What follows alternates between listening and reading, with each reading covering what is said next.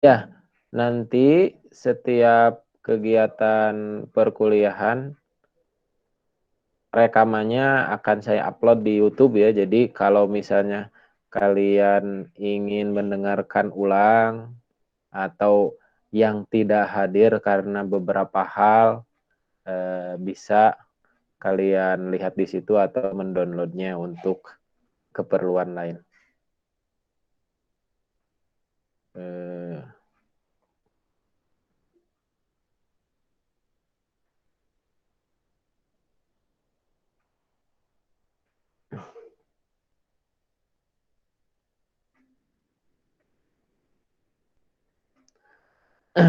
Oke, izin share.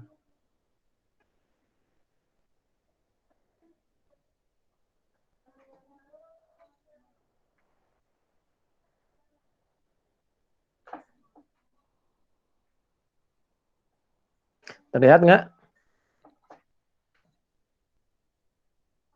Terlihat, Pak. Lihat, Pak. Oke. Sedikit saya akan membahas tentang pengantar perancangan web ini gitu ya, tentang mata kuliah ini, bahwa mata kuliah ini sebetulnya nanti kita akan belajar programming walaupun namanya perancangan web. Tapi programming ini terbagi menjadi dua, ada front end, ada back end. Nanti kita akan jelaskan apa itu front end, apa itu back end. Pertama, saya akan membahas tentang apa itu bahasa pemrograman. Biar ini memudahkan kalian memahami dan melihat dari sudut pandang bahwa yang namanya pemrograman itu mudah. Belajar pemrograman itu mudah. Pemrograman itu berasal dari kata program. Mungkin kalau kalian sudah masuk algoritma, sudah diperkenalkan ini ya. Jadi program itu adalah serangkaian instruksi yang logis ditulis ke dalam sebuah bahasa tentu yang dimengerti oleh komputer untuk menghasilkan untuk menghasilkan output sesuai dengan keinginan pemakai.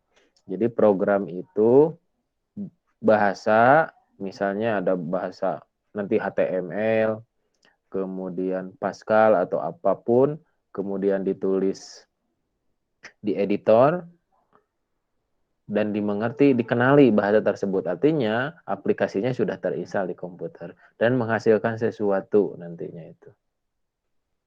Nah, ada programming. Kalau programming itu tahapan dalam pembuatan program. Ing itu kan artinya melakukan sesuatu kalau dalam bahasa Inggris. Nah, kalau programmer tentu orangnya gitu ya. Nah, mungkin lebih kepada apa itu program di sini ya. Nah, sebetulnya pemrograman itu sesuatu yang dimengerti oleh komputer. Artinya komputer hanya mengenal 0 dan 1. Kalau kita 0 sampai 9 ya, sampai 10. Komputer itu hanya mengenal 0 dan 1 saja. Nah, tapi hanya dengan mengenal 0 dan 1 sudah cerdas sekali.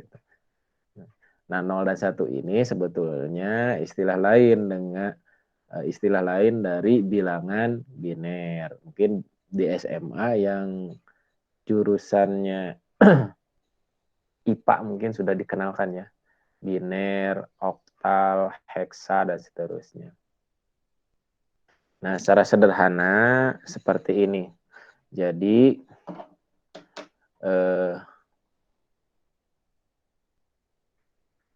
pointer.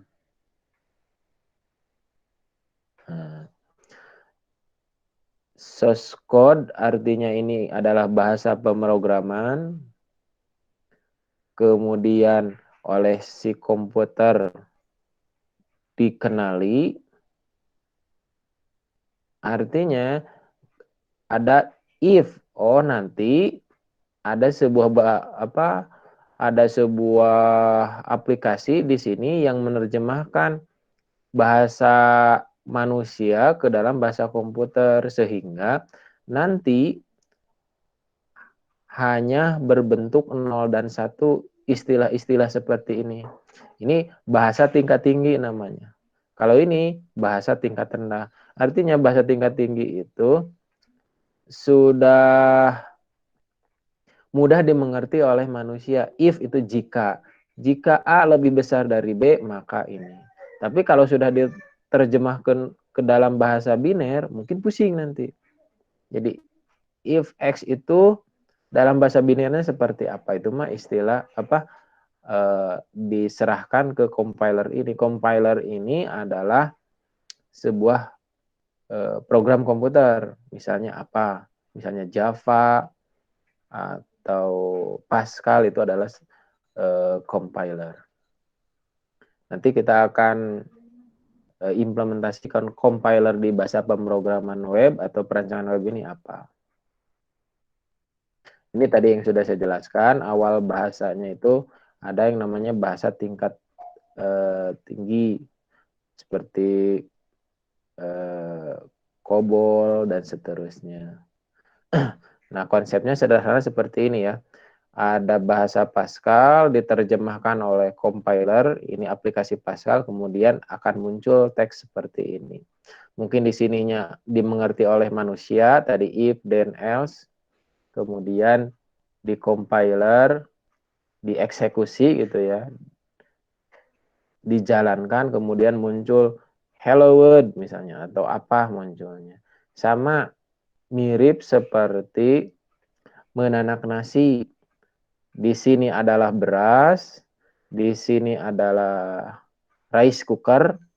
Bagaimana beras tersebut dieksekusi oleh rice cooker dan jadilah nasi. Nah, pemrograman juga secara sederhana seperti itu. Kita melakukan sesuatu, menulis di bahasa pemrograman, kemudian dieksekusi oleh bahasa pemrograman tersebut menjadi sesuatu. Berasnya bagus sesuai dengan takaran, maka nasi yang dihasilkannya pun akan sesuai dengan yang diharapkan. Sehingga si rice cooker akan mengeksekusi dengan baik. Berbeda dengan misalnya berasnya jelek, takarannya tidak bagus, ini mungkin akan menghasilkan sesuatu yang tidak sesuai dengan harapan.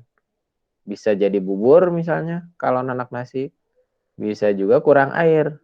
Kalau dalam bahasa Jermannya gigih. Nah, kayak gitu ya. Nah, nanti juga sama ketika kita belajar HTML, compilernya ini hanya satu, di sini hanya browser aja. Kita menuliskan tag-tag di sini, namanya tag nanti ya, akan kita bahas. Nah, ini muncul seperti ini, misalnya menuliskan apa di sini, dieksekusi oleh browser, ditampilkan oleh browser, maka nanti di komputer itu akan muncul, misalnya, oh akan muncul gambar, akan muncul video, akan muncul apa, dan seterusnya. Nah, pertanyaannya adalah apakah mungkin manusia bisa bicara dengan komputer? Tentu bisa. Karena tadi, kalau kita mengadopsi sistem ini, misalnya ada kan beberapa komputer sekarang yang kalau menghidupkan itu cukup dengan suara.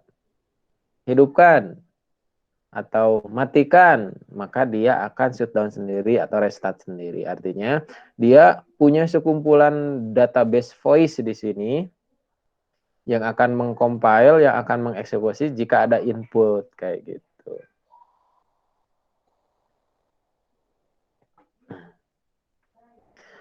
Jadi misalnya di sini ada suara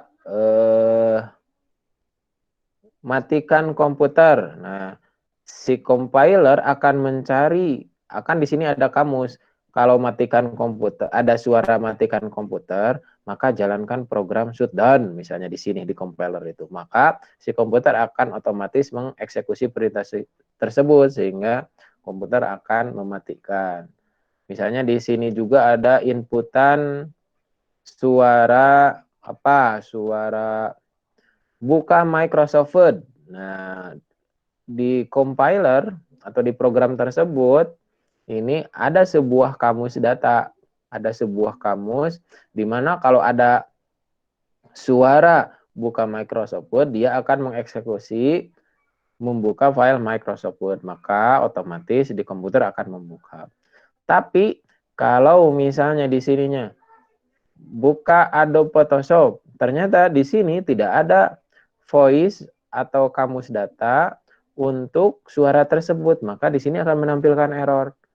Nah, error itu sebetulnya input dari code tidak ada di sini.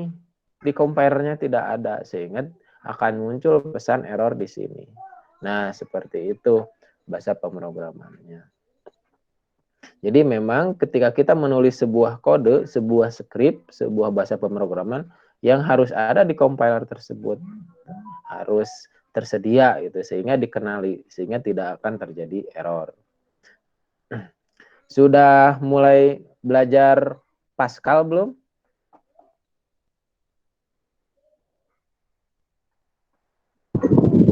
Belum, Kak.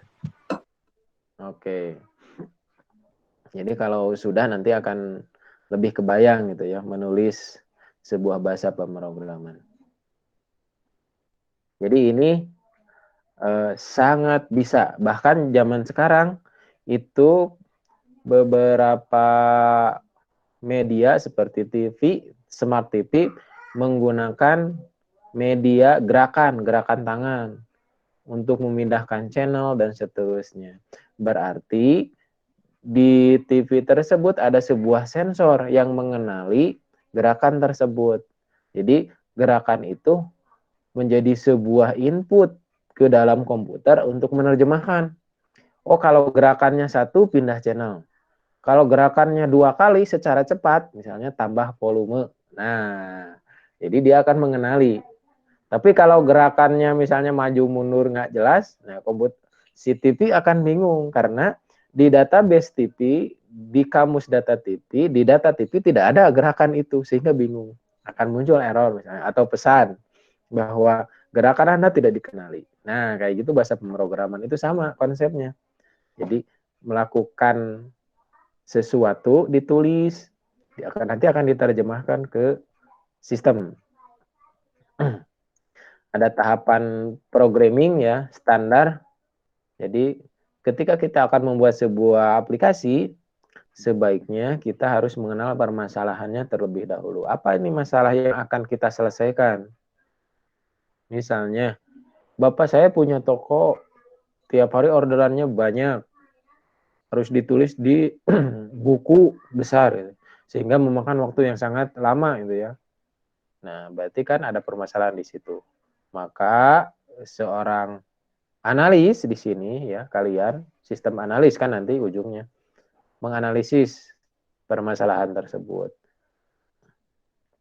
membuat rancangan, kemudian menulis program, mengkompilasi tadi menjalankan programnya, kemudian mendokumentasikannya.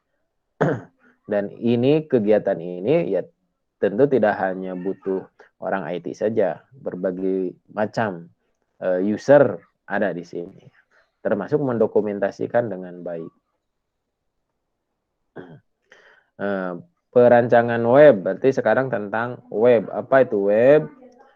Web atau disebut juga dengan website adalah halaman informasi yang menyediakan yang disediakan melalui jalur internet sehingga bisa diakses oleh seluruh dunia. Jadi intinya terkoneksi dengan jaringan internet. Jadi web itu halaman informasi di internet, itu web. Web itu kan kalau dalam bahasa Inggris ya artinya kan jala, jala kayak jaring laba-laba lah kayak gitu. Titik kan jaring laba-laba itu banyak titik persinggungan sama kalau sebentar ya. Kalau di Google Meet itu ada namanya whiteboard. Saya cobain ya.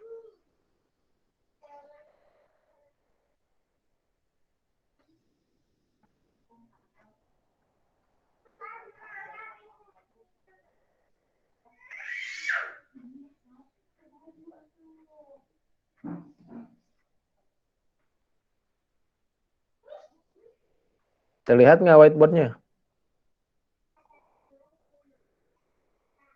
Enggak ya? Terlihat nggak? Enggak, Pak. Enggak, Pak. Bentar.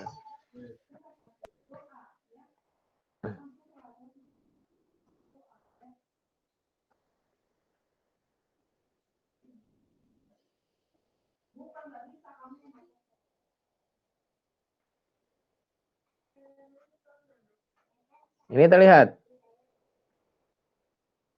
Terlihat, Pak. Terlihat whiteboard, tempat nulis maksudnya? Iya, Pak. Sorry.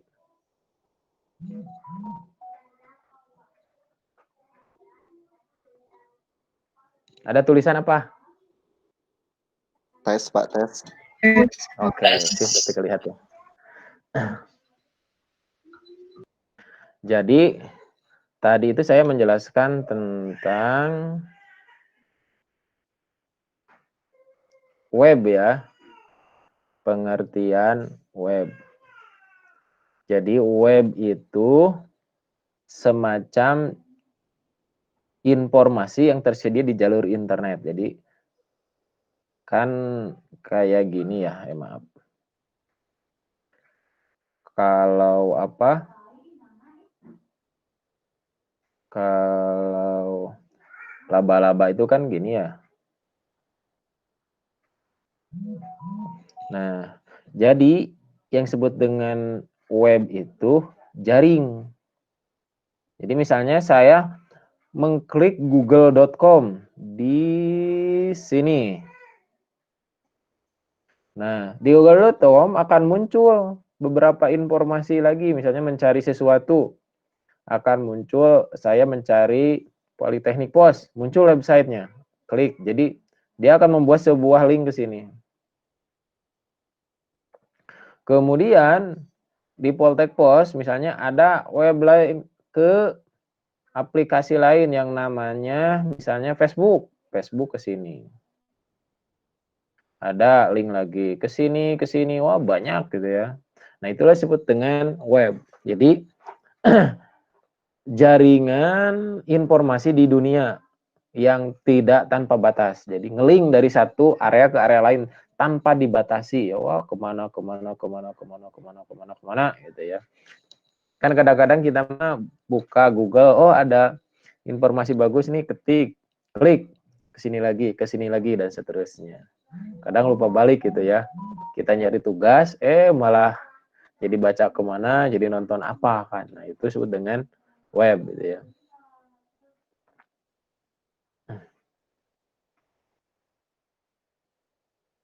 Saya sambil jelaskan nulis aja biar kebayang.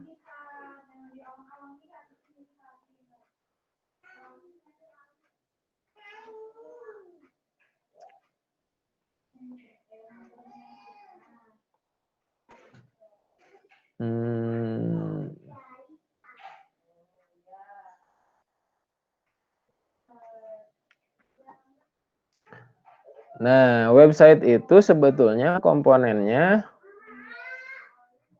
hanya 4 ini. Ada teks, gambar, suara, animasi, atau video. Jadi kita nanti ketika kita membuat web, ya kurang lebih kita menggabungkan 4 komponen ini. Teks, gambar, suara, video. Ya, kurang lebih itu. Jadi ada beberapa website yang memang memperbanyak teks, memperbanyak gambar, memperbanyak suara, dan seterusnya. Misalnya YouTube, itu lebih banyak kontennya di video. Misalnya apa lagi ya? Misalnya Instagram, lebih di gambar, dan seterusnya. Jadi tetap poinnya kita menggabungkan 4 unsur ini, tetapi tidak harus semua. Oh, saya mah hanya teks dan gambar aja, ya silahkan. Gitu ya. Nah, untuk menggabungkannya itu perlu sebuah bahasa yang disebut dengan bahasa HTML yang akan kita bahas di perkuliahan ini. Ini profesi di bidang web ya, banyak ya. Ada web design, web programmer, nanti kebagi ada front end, ada back end. Web administrator, kalau web designer itu yang mendesain sebuah website. Tampilannya seperti apa, tata letaknya seperti apa. Nah, web design biasanya hubungannya dengan minimal kita harus memahami dulu konsep dari mata kuliah IMK, interaksi manusia dengan komputer. Contoh kayak gini, orang itu lebih nyaman kalau OK itu tombolnya di halaman sebelah kanan, cancel di sebelah kiri misalnya. Nah, kayak gitu. Oh, form itu kalau yang namanya input itu harus ada petunjuknya. Nah, kayak gitu. Nah, yang berikutnya adalah web programmer, bisa front end ataupun back end. Yang disebut dengan front end itu tampilan depannya, misalnya detik, kan tampilan depannya kebayang seperti itu ya. Ada gambar dan seterusnya. Kalau back end itu adminnya yang melakukan input data, input data berita, nah kayak gitu. Kita membuat itunya. Nah, kalau di perancangan web kita belajar front end-nya. Nanti di semester berikutnya kita akan belajar mata kuliah pemrograman web. Kita belajar back end-nya. Front end itu apa tadi? HTML, CSS, dan JavaScript. Web admin, dia yang memiliki tugas atau bertanggung jawab terhadap kelangsungan web yang sudah dibuat, kemudian disimpan nanti itu kan di internet. Nah, dikelola sama dia. Web project manager. Jadi ketika kalian misalnya punya sebuah proyek membuat website gitu ya. Nah, itu bisa menjadi sebuah profesi nantinya. Web analis, ketika ingin membuat sebuah web, dianalisis dulu tuh. Kebutuhannya seperti apa, usernya kayak gimana, tampilannya seperti apa, dan seterusnya. Manajemen konten. Nah, beberapa perusahaan kadang-kadang membutuhkan karena yang namanya web itu isinya tidak melulu seperti itu. Ya sama kayak detik.com itu kan hampir setiap detik kontennya atau isinya berubah. Perlu ada orang yang memanage, mengelola itu. Nah, itu disebut dengan manajemen konten atau konten manajemen. Ini ada orang khusus. Dan banyak lagi profesi kekinian karena perkembangan teknologi informasi sangat cepat gitu ya. Kalau zaman sekarang kan ada orang di perusahaan itu yang mengelola sosial media aja kayak gitu. Nah, tapi tetap aja kita harus mengenal tag HTML juga sama, harus mengenal itu. Biar nanti ketika diupload itu lebih bagus, lebih rapi. Kalau ada error kita tahu. Nah, itu. Karena sekarang tidak ada perusahaan yang tidak menggunakan jasa atau layanan website. Semuanya. Karena website itu untuk media marketing ini jangkauannya internasional gitu ya, bukan hanya lokal. Beda dengan brosur. Brosur hanya mungkin ya lingkup wilayah. Tapi dengan website bisa luas. Dengan biaya yang lebih murah tentunya. Nah, ini pembagian web, ada client side programming atau front end ya. Ada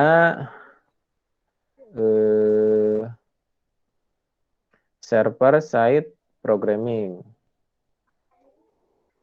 Atau ini back end, ini front end.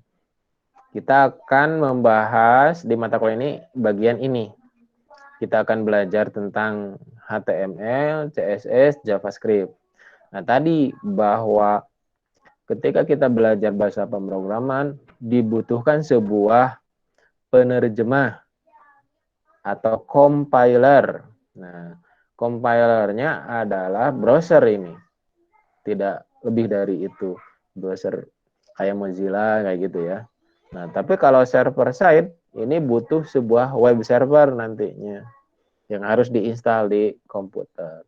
Kalau ini browser biasanya ketika kita menginstal sebuah sistem operasi, misalnya Windows, ini minimal sudah tersedia Internet Explorer gitu ya. Atau kalau mau ditambahin, install sendiri Mozilla Firefox atau Google Chrome. Ya gitu. Nanti kita akan belajar 3 materi ini, HTML, CSS, dan JavaScript. Ini untuk peluang pekerjaan di bidang ini sangat banyak. Kalian tidak perlu khawatir dengan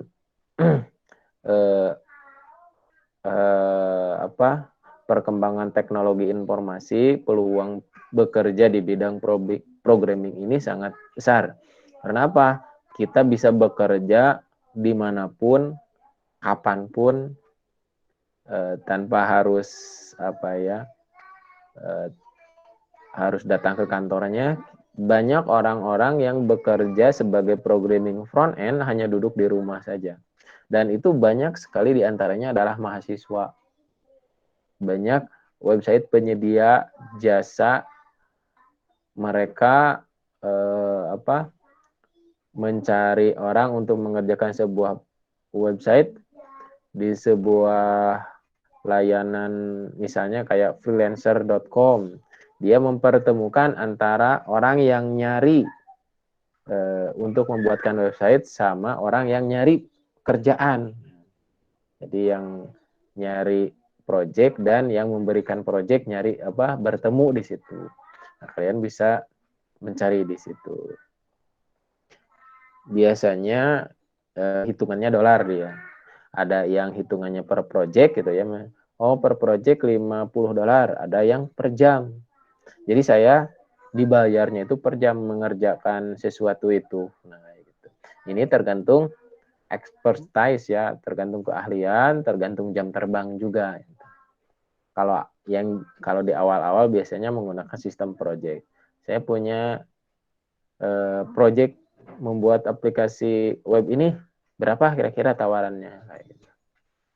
Seru lah. Saya dulu pernah untuk kegiatan itu, nyari-nyari kerjaan di internet, bikin web gitu, sehingga ya lumayan lah. Pernah merasakan gitu ya, dolar dari internet. Cara kerja website. Ketika seseorang browsing, kurang lebih konsepnya seperti ini. Di sini ada orang menggunakan media browser kan untuk melakukan pencarian informasi. Jadi dia meminta halaman web request misalnya ke sini ke google.com, ke sini. Nah, ini adalah internetnya atau jaringan internetnya. Ada yang menggunakan database, ada yang tidak. Kalau tidak menggunakan database mungkin hanya sampai sini aja. Oh, ada informasi dibalikin lagi aja. Tapi kalau dengan menggunakan database itu sebuah server untuk menyimpan data kayak detik. Kan itu si datanya berubah-ubah. Nah, biasanya disimpan di dalam sebuah database. Kalau ada database berarti ada yang namanya query. Query itu perintah untuk mengakses ke sebuah database.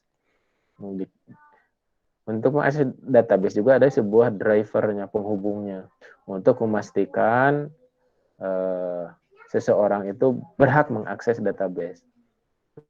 Kemudian ke database, oh ada, dikirim balik ke sini, ke sini, ke sini. Nah, kayak gitu ya. Jadi kita mah sampai sini aja nih.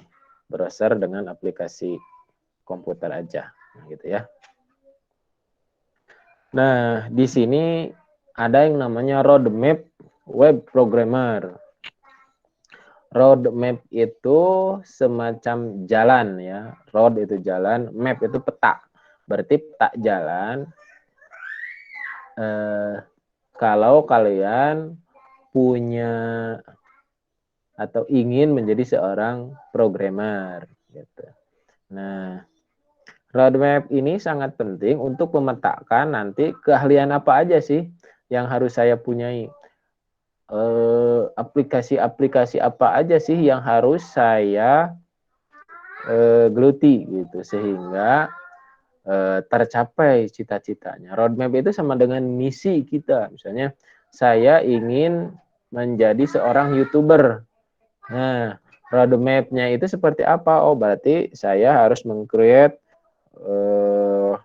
channel, menyiapkan video konten, membuat membuat apa ya biasanya. Banyak hal untuk mencapai, untuk bisa misalnya 1000 subscriber itu kayak gimana? Nah, itu roadmap-nya. Tahapan-tahapan untuk ke sana. Apa yang harus saya perbuat? Oh, saya harus menginstal aplikasi video editor. Sehingga tercapai. Nah, ini roadmap untuk menjadi seorang programmer. Nah, pertama kita harus menentukan dulu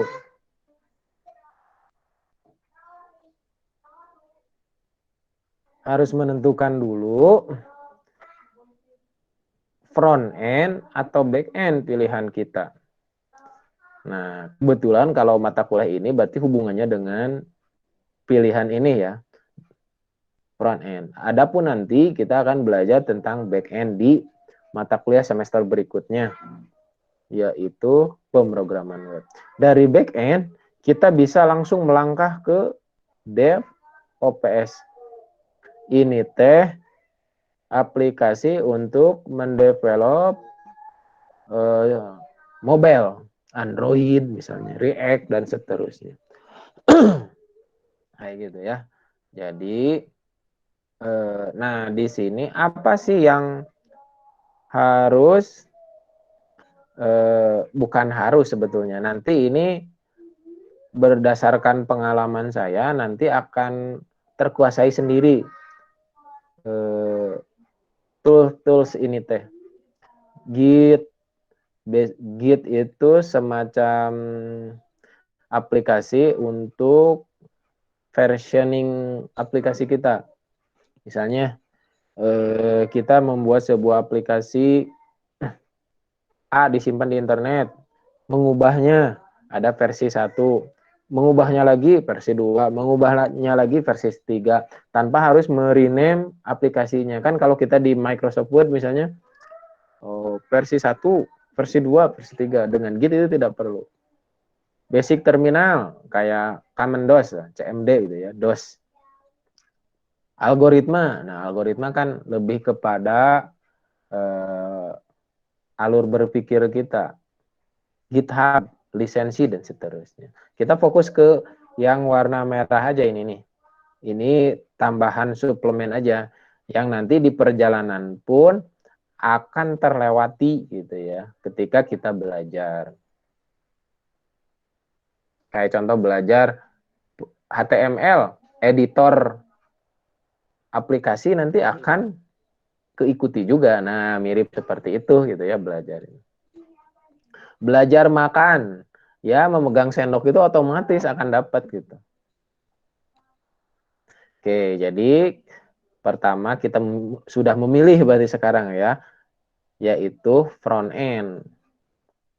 Kemudian ini semakin banyak lagi ternyata. Nah, untuk front end, karena pilihan dari front end, kita harus punya dasar-dasar internet. Saya yakin kalian sudah punya. Dasar-dasar internet apa? Misalnya, ya browsing lah.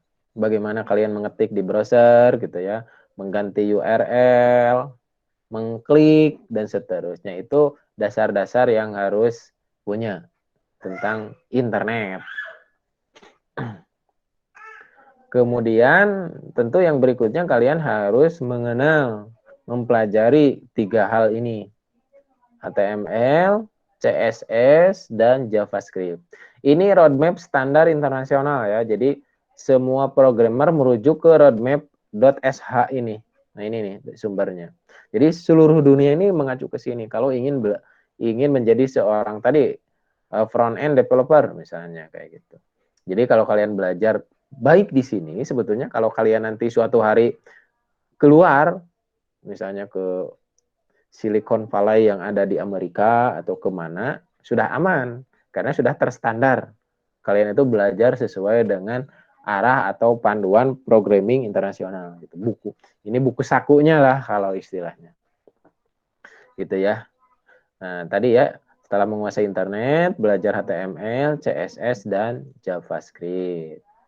Nah, tapi ketika belajar ini semua, minimal kalian harus belajar tentang basicnya, dasar-dasarnya. Nggak usah ke expand dulu, basic aja dulu di sini. Kemudian belajar semantik HTML. Maaf, semantik. Semantik itu the meaning, arti dari sebuah tag ya nanti belajar. Kemudian form validation, kalau ada sebuah input diisi atau tidak. Nah, seperti itu. Kemudian di JavaScript kita juga minimal harus belajar tentang sintak dan basic construct. Jadi struktur JavaScript itu seperti apa, belajar di situ. Nah, jadi kurang lebih hanya 3 ini, yang lain pendukung aja, nggak usah diriwehkan gitu dengan banyak banget ini, enggak. Poin yang dimerahin aja yang memang berdasarkan pengalaman saya ini mensupport, mendukung untuk ke arah situ.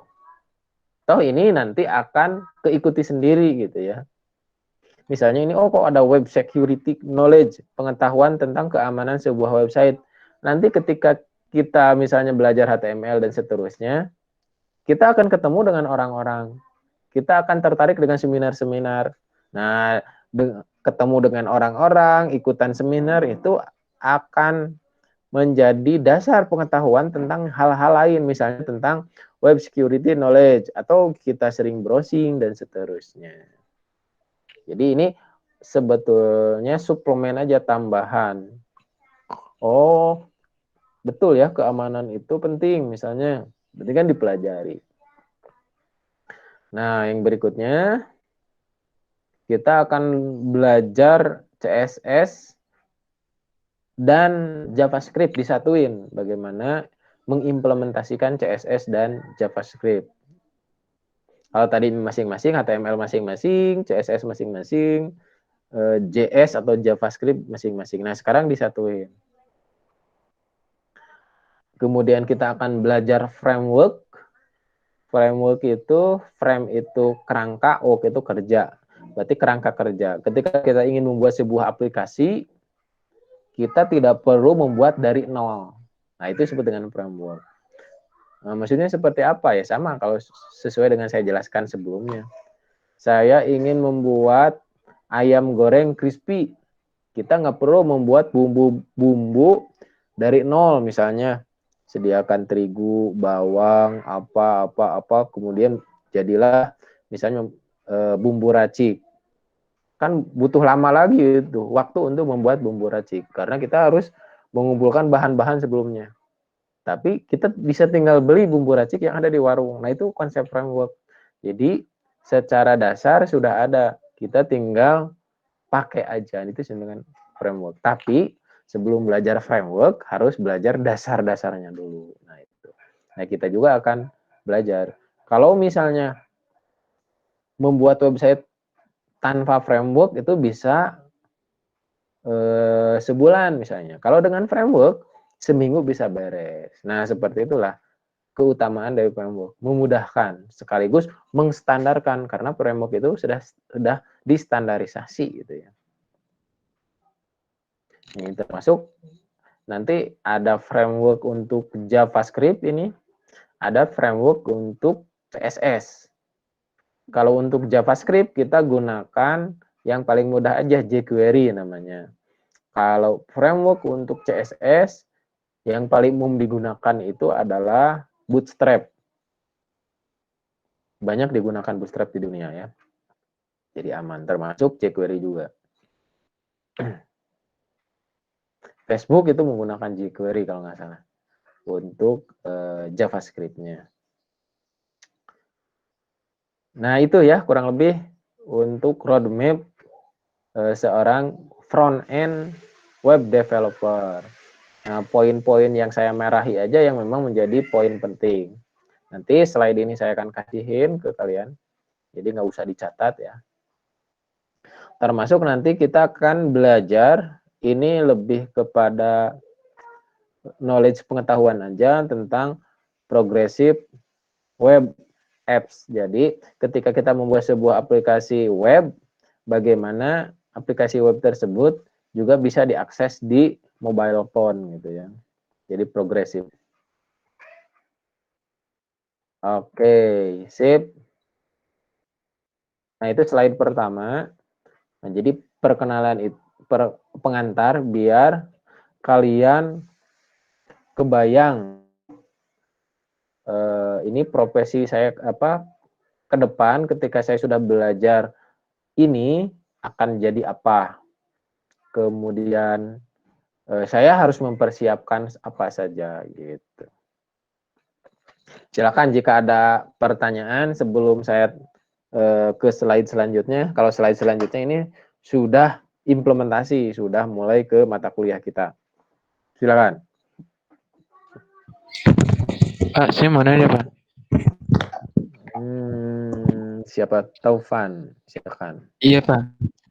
Ini saya mau nanya, Pak, kalau misalnya suka ada aja web yang dimana kalau kita klik itu ada kata bit.ly. Itu domain apa sih, Pak? Bit.ly itu misalnya ke link mana gitu. Awalnya bit.ly. Oke, sip. Oke, jadi bit.ly ya, itu sebuah website yang menyediakan sebuah URL atau alamat website yang memperpendek alamat website yang panjang.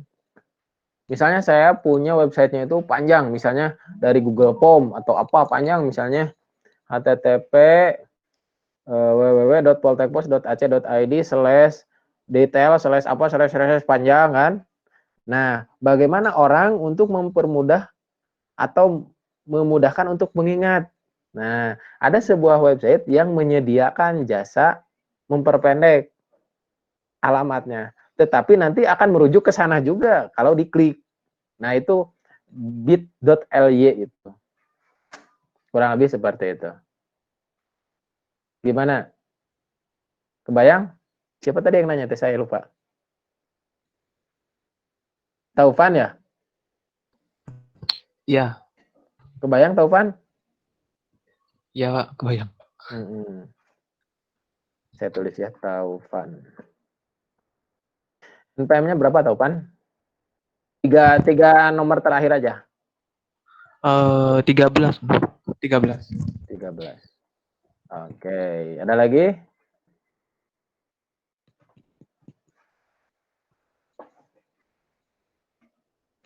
Pak, izin bertanya. Hadi ya? Tadi Pak. Ya Pak. Silakan. Kan tadi teh ada framework Pak. Nah, untuk pakai frameworknya itu teh kita harus beli atau gratis bisa langsung kita pakai Pak? Oke, sip. Tadi NPM-nya terakhir berapa? Nomor terakhir? 016 Pak. 016? Ya. 016. Berarti Taufan 013 ya. Oke. Framework. Betul ya. Jadi framework itu ada yang beli, ada yang gratis. Secara fitur gimana?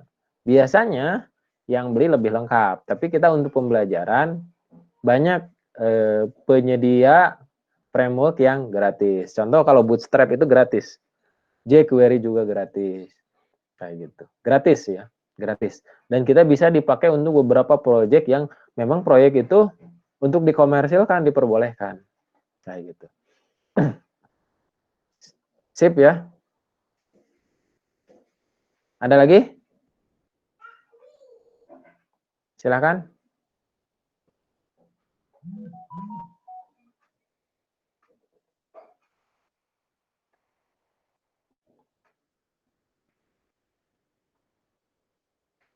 Yang mau bertanya ada lagi? Bebas silahkan. Saya Pak mau nanya Pak. Siapa? Uli ya? Uli Pak. Iya Pak. Silakan Uli. Tadi kan di frontend itu kan ada HTML, CSS, JavaScript. Nah itu tuh maksudnya HTML sama CSS, JavaScript itu tuh kayak gimana sih? Apa gitu sih Pak? Kayak HTML, CSS gitu tuh apa sih Pak? Oke. Nah, HTML, CSS, dan JavaScript itu adalah sebuah bahasa pemrograman lah kalau istilahnya itu. Jadi untuk membuat sebuah website itu butuh 3 itu. Gitu. Kayak tadi lah, untuk bikin nasi goreng itu butuh nasinya, butuh garam, butuh apa. Nah, untuk membuat sebuah website itu butuh elemen-elemen itu penyusunnya gitu. Kayak gitu.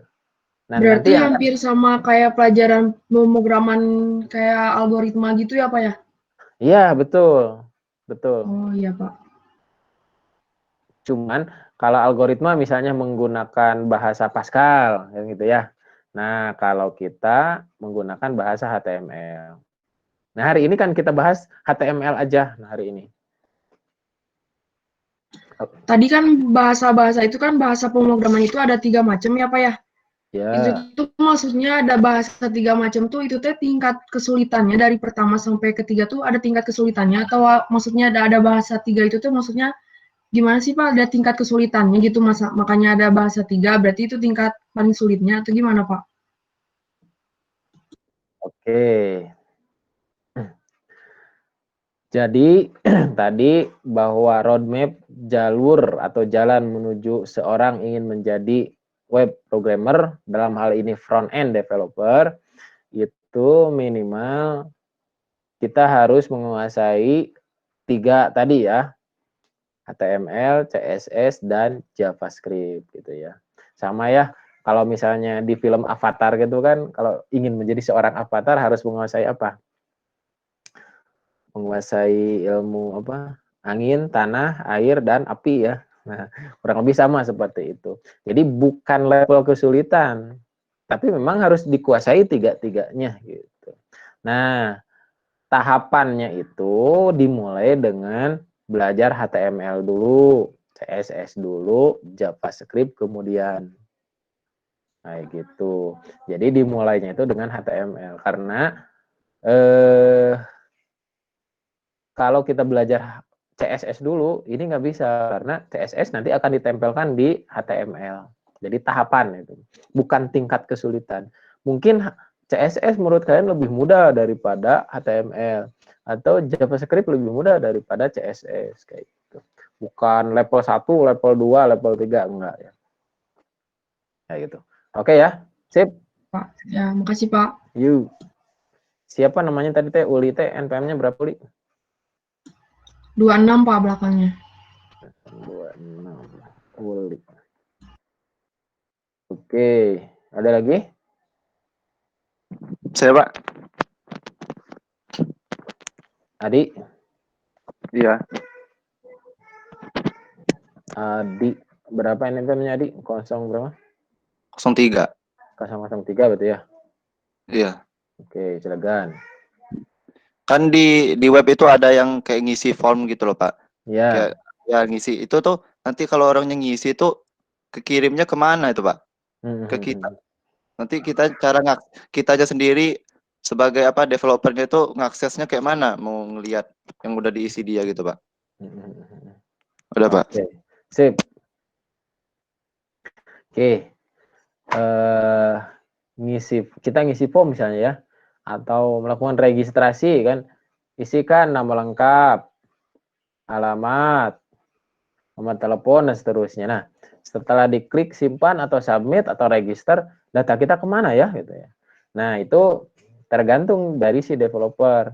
Ada yang disimpan ke database, kalau tadi belajar database ya, berarti ke sebuah basis data, sebuah tempat penyimpanan data di internet. Ada yang memang dikirim langsung ke email dia, bisa jadi ketika ini langsung notifikasi ke email dia gitu, masuk ke email ada kayak gitu. Jadi tergantung developernya. Nah, materi ini untuk pengiriman datanya akan belajar di pemrograman web. Sedangkan membuat formnya, inputannya belajar di mata kuliah ini nanti di HTML. Kayak gitu ya.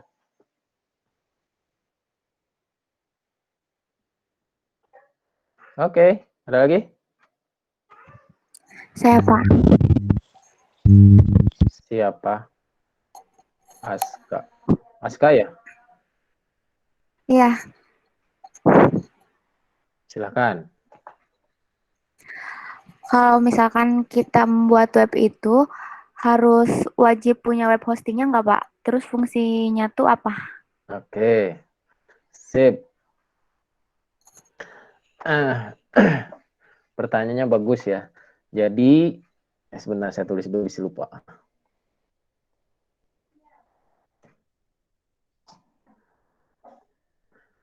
NPM-nya berapa, Kak?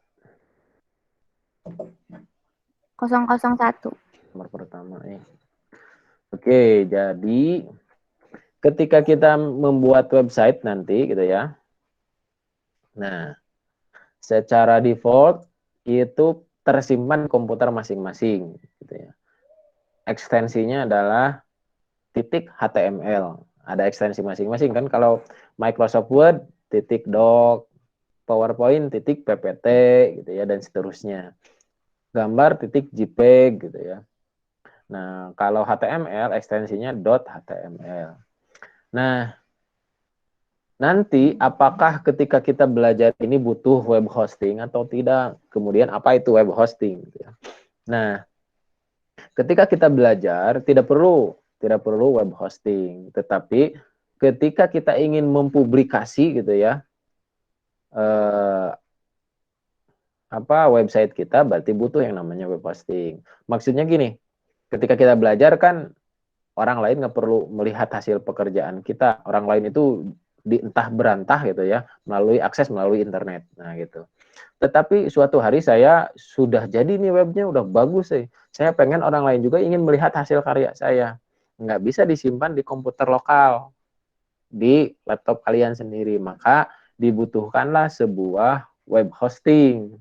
Nah, web hosting itu apa? Sebuah media penyimpanan di internet, itu namanya web hosting. Sama konsepnya kayak di komputer sebetulnya. Kalau komputer itu hanya kita yang akses, kalau web hosting semua orang bisa mengaksesnya. Nah, ada banyak perusahaan penyedia web hosting, tentu berbayar itu. Ada juga yang gratis, cuman biasanya banyak iklan atau nempel di nama perusahaan dia. Contohnya gini, wordpress.com, kita ingin menyimpan di dia, maka misalnya jadi aska.wordpress.com kayak gitu. Itu domain, itu beda lagi, nama domain ada hosting. Kalau domain itu namanya Poltekpos ACID, itu domain, sedangkan hosting tempat menyimpan datanya. Nah, pembeliannya seperti apa? Sama ketika membeli flash disk, semakin besar semakin besar kapasitas kita yang inginkan di web hosting, semakin mahal biasanya, seperti itu. Nanti di akhir saya akan perkenalkan bagaimana cara menghosting website yang sudah kita buat di internet. Nah, gitu ya.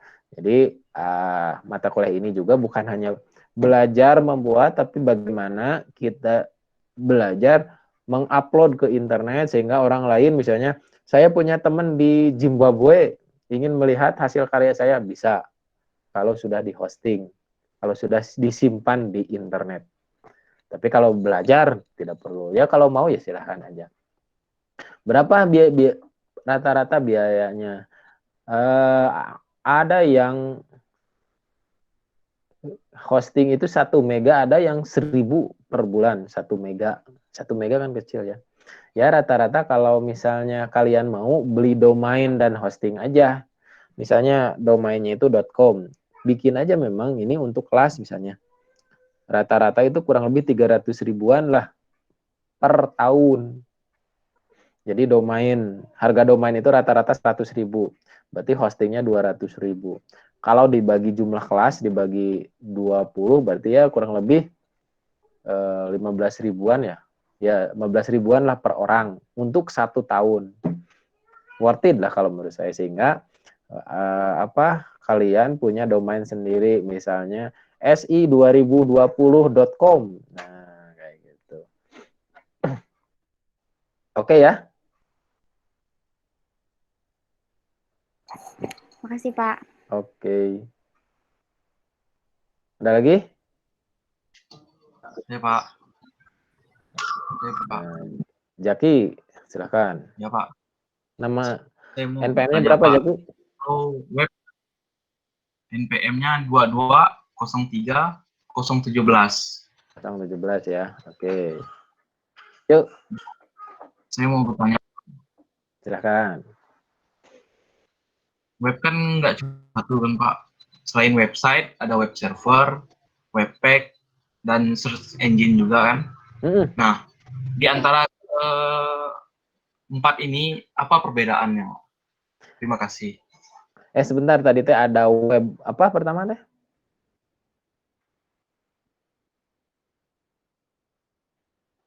Website, web pack, sama Web server. web server dan search engine. Perbedaan dari keempat itu apa? Terima kasih. Oke.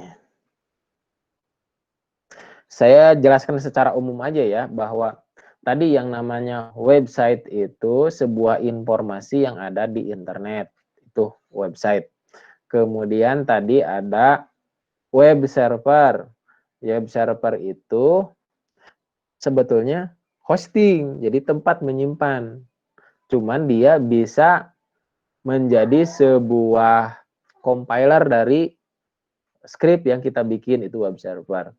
Kalau web engine itu memang sebuah aplikasi web yang disediakan untuk mencari informasi di internet. Engine itu kan mesin, biasanya untuk melakukan salah satunya search engine misalnya ya, untuk mencari, atau bisa untuk melakukan penelitian apa gitu, itu web engine. Jadi memang lebih kepada peruntukannya aja web itu gitu. Ada web portal, ada web apa lagi ya, banyaklah web forum misalnya dan seterusnya, lebih kepada peruntukannya untuk apa gitu. Oke ya. Ada lagi? Satu lagi lah kalau ada mau. Kayak Pak. Okta. Ya, terakhir Okta ya. Oh ya. NPM-nya berapa Okta? 005 Pak. 005. Iya Pak. Oh. Ini agak lari sedikit, nggak apa-apa ya Pak? Ya. Mau nanya Pak, kenapa ya Pak deep web itu nggak sembarangan untuk diakses gitu Pak? Contohnya kayak gimana tuh?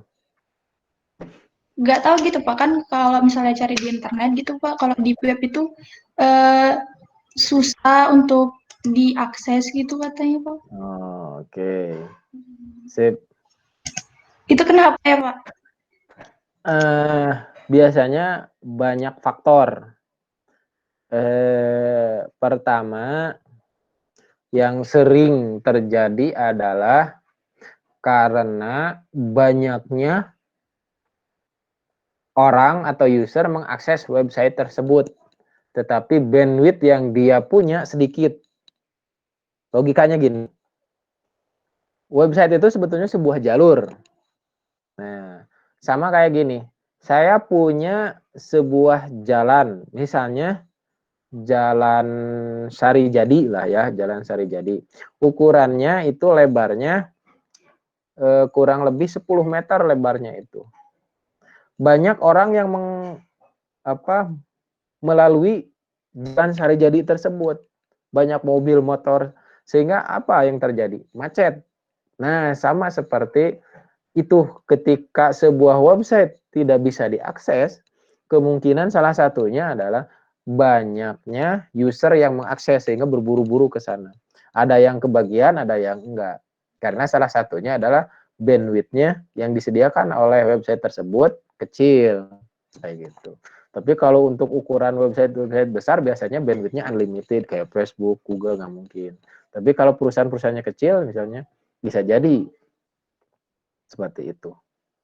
Atau kadang-kadang kan misalnya website pengumuman hasil ujian. Wah, banyak yang nggak ini kan, nggak kebuka di saya dan seterusnya. Karena memang ketika saat itu pengumuman, waktu pengumuman, hampir semua orang di Indonesia mengakses itu gitu, sehingga ya membludak gitu, macet akhirnya. Nah, itu yang pertama. Yang kedua, bisa jadi si hostingnya memang bukan hosting, web servernya tadi tempat menyimpan datanya sedang down, sedang tidak bisa diakses. Karena gini, ketika kita mengakses sebuah website, sebetulnya mengakses sebuah komputer di sana, gitu ya. Di sana entah berantah di internet, gitu ya. Nah, mungkin saja sama seperti komputer kita juga, gitu ya. Cuman speknya lebih bagus.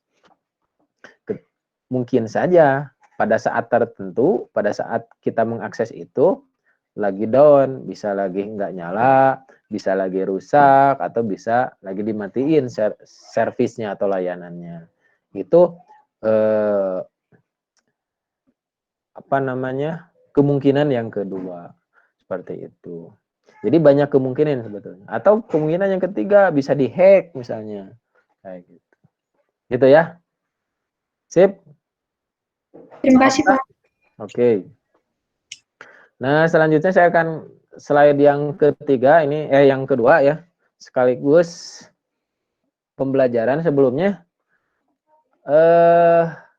Kemarin kan, bukan kemarin, pertemuan sebelumnya saya tanya, apakah kalian bisa mengusahakan laptop tidak gitu ya karena ini praktek sifatnya.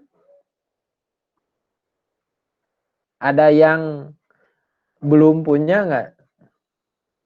Siapa aja yang belum punya? Coba acungkan tangan lah biar kelihatan. Maksudnya punya, bukan punya ya. Bisa punya siapa saja sebetulnya. Tapi ada lah ya, ada untuk mata kuliah ini.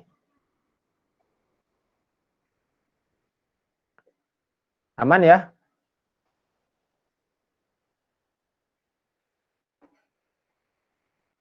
Oke. Ini slide kedua ini tentang